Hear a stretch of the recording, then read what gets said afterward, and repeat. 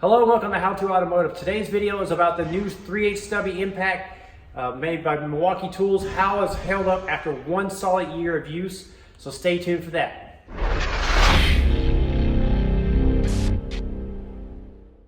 So I will start out by saying this is one of my favorite tools in my toolbox. I use every single day. As you can see the scarring on the nose cone here. I was just using it 5 minutes ago before I filmed this little clip here. You can see it's still dirty from being used.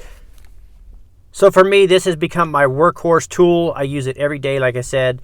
Just about everything you can think of, from engine repair to brake jobs to pulling a transmission out, you name it. Right here, I'm using it to remove a bumper on a FJ Cruiser here so we can install a custom bumper. So the cool thing is it works with the fine little small bolts like this here.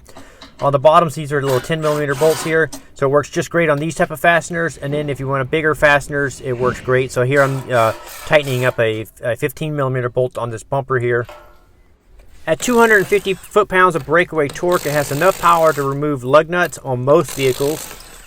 I will say with it being 3/8 drive, it's not necessarily made for this type of task, but it can handle it.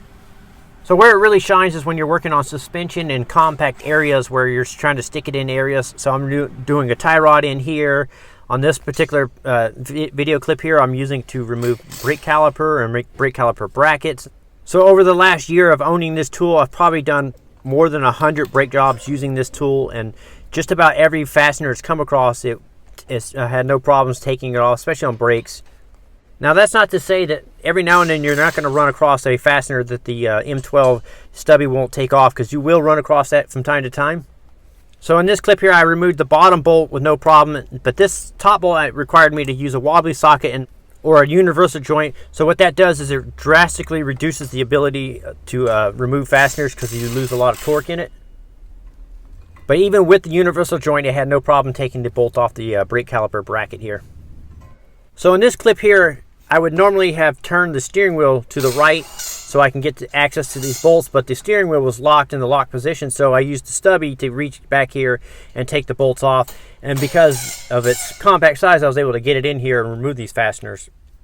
So far, after owning it for 1 year, I've had no issues, no battery issues, no trigger issues. I've dropped it a few times and it's worked perfectly.